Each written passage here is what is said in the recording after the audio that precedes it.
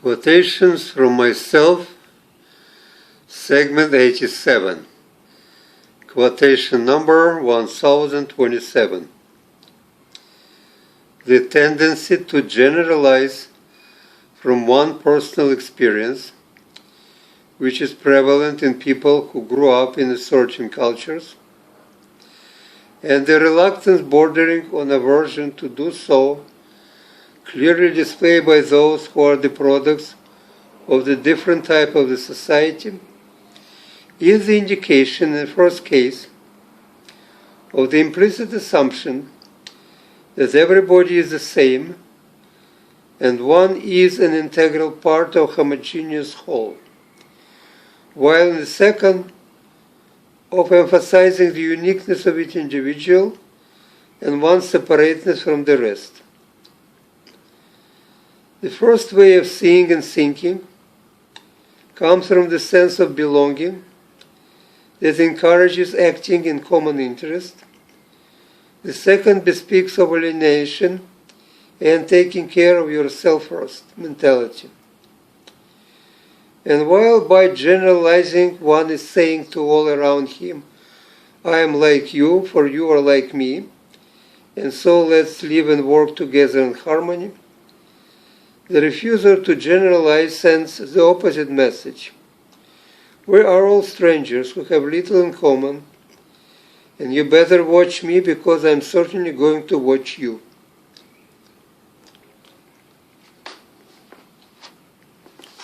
(1028) Why is it that the dirty jokes, which are invariably concerned with the bodily parts and bodily functions, sexual or otherwise, and neither of the straight vulgarity kind or of more sophisticated double-entendre type, are so universally popular with seemingly everybody, from the semi-illiterate to the proud possessors of advanced degree? Now, as far as the illiterate are concerned, such a popularity could be the result of simply not knowing, for the most part, any better. The other possible explanation is that having obviously inferiority complex, due to the low educational and or social level, they might use the physical humor, consciously or subconsciously, to erase this difference in the process which could be called the democratization of the smut.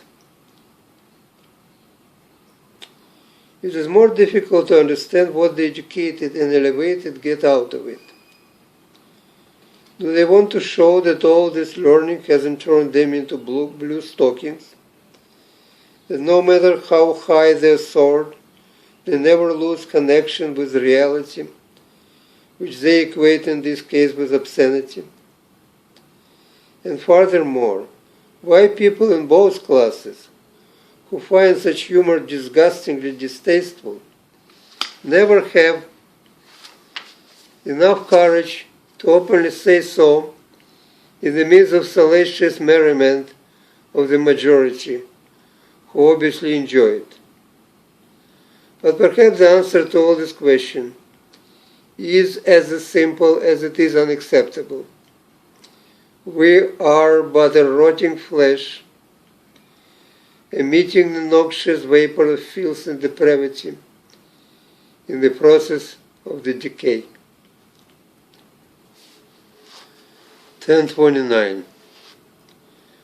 By the analogy with the mood-altering drugs, people who cause similar psychological reaction in those around them, but what they do, say, or sometimes by their mere presence, could be called uppers, downers, sedatives, depressants, antidepressants, stimulants, etc.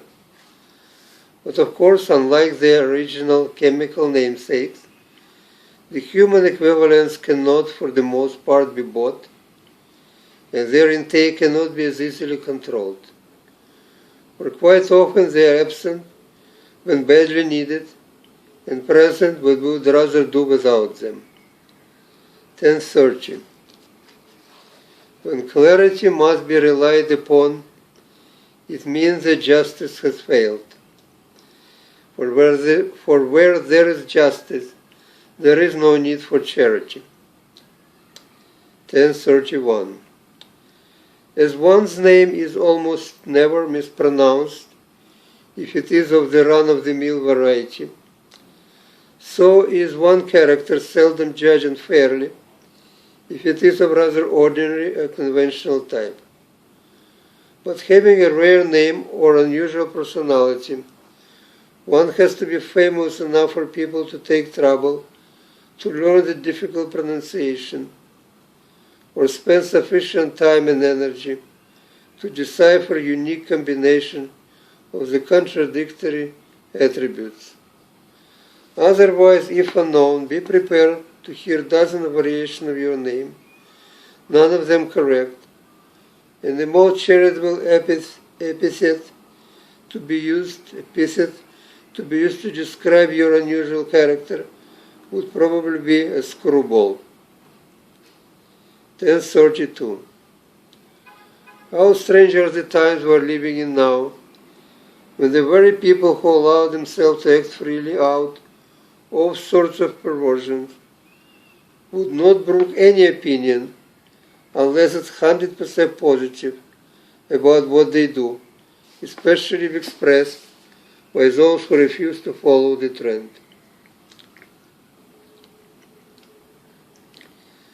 1033. Being long in coming, it should perhaps have happened sooner. For only recently it dawned on me that though I am 85 years old, I have never been to a psychiatrist, nor had a therapist or counselor.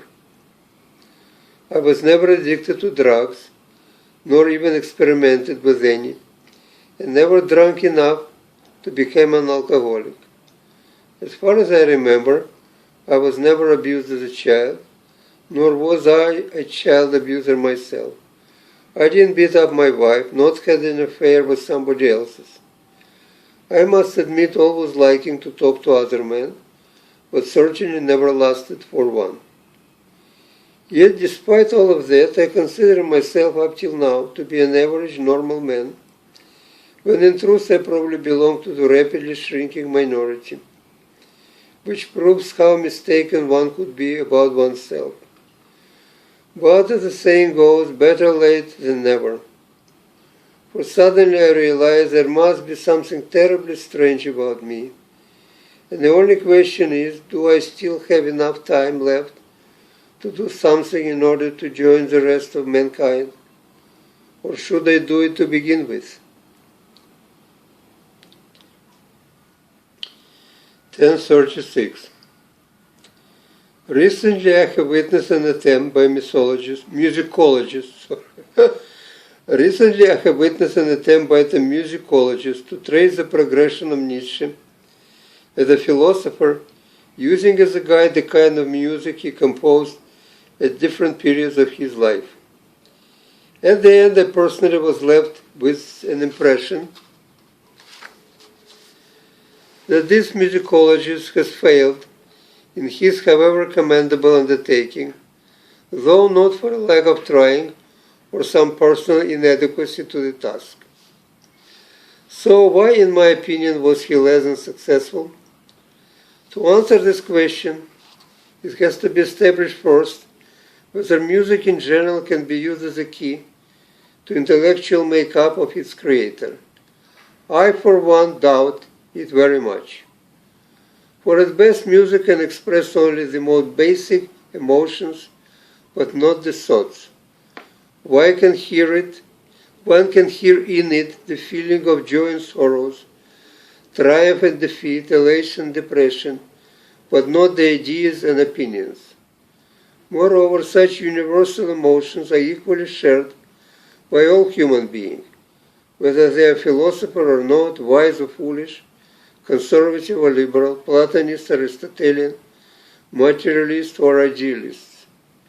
As since the sound of music could only be interpreted as a universal sign of such emotions, lacking therefore the necessary specificity, no particular insight in the intellectual life of a composer can be gained by listening to his music, but only the fact that, like the rest of us, he was, while composing, sometimes sad, sometimes happy, depressed or elated, angry or calm, etc., etc. Perhaps one can discern in it the temperament or mood swings of the composer, or hardly anything else. For like the colors of a painting, unless depicting a recognizable picture, convey an impression but not the story, notes of music can create emotional but not the intellectual atmosphere. In addition, the above-mentioned effort to read more in music that is essentially capable of saying may be compared by analogy with Freudian attempt to use interpretation of dreams to analyze the personality of a dreamer. In our case, what has been tried by the lecturer was to achieve the same, and by interpreting the sounds, which are even more ambiguous and undetermined than the dreams, to decipher one's mind. For how one's intellectual growth and development can be correlated to the kind of music one writes, unless of course it is assumed together with Ecclesiastes that only fool can be happy, but the wise are always sad. And since wisdom usually comes in old age, then the music of a young composer must be happy, but as he grows older, has to become more and more sad, which is contrary to the facts. And finally, if what has been said till now is not convincing, then the fact of the music of Beethoven is equally enjoyed by fascists and Democrats, atheists and believers, young and old, etc., means that music has neither ideological nor intellectual content. It is all about what we feel, but not about what we think.